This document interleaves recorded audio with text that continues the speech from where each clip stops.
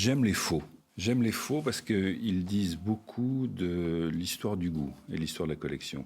Là, il s'agit d'une lettre adressée à un certain monsieur Boivin, prêtre, docteur en théologie à Saint-Joseph, et qui commence ainsi, mardi 21 février 1673. Sur les 9 heures du soir, l'on a fait le convoi de Jean-Baptiste Poquelin-Molière, tapissier valet de chambre, illustre comédien, sans autre pompe, sinon de 3 ecclésiastiques, 4 prêtres ont porté le corps dans une bière de bois, etc.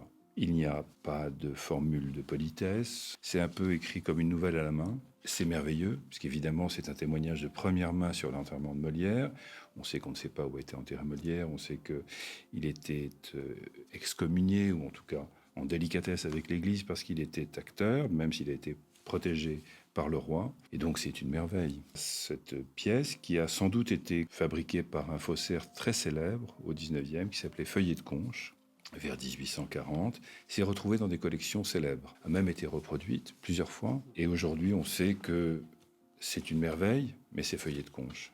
Et donc l'enterrement de Molière, la relation de l'enterrement de Molière, c'est un faux formidable. Le papier semble d'époque. Le papier d'époque. Qu'est-ce qui t'a amené à être persuadé que ce document était un faux ? Il y a des restes de cachets de cire, c'est assez facile à faire.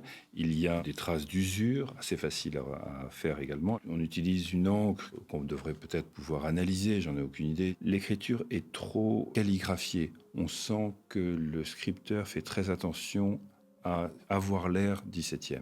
Cela aurait pu être un des seuls témoignages d'époque de la vie, en l'occurrence de la mort de Molière. C'est trop beau pour être vrai. C'est exactement ça. Voilà. Il y a trop d'invraisemblances. L'une des invraisemblances, évidemment, c'est cette absence de formule de politesse, cette lettre qui n'en est pas une, en fait. C'est un texte posé comme ça, comme si c'était un extrait de presse.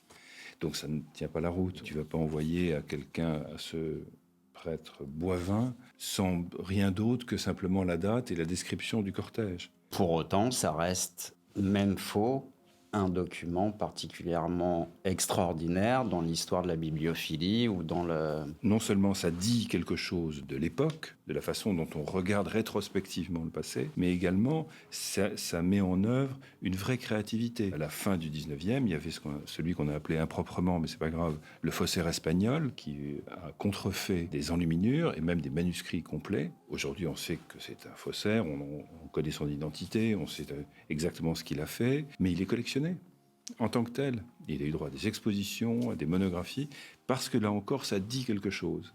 C'était la vision du Moyen-Âge en 1880-1900. Là, c'est la même chose.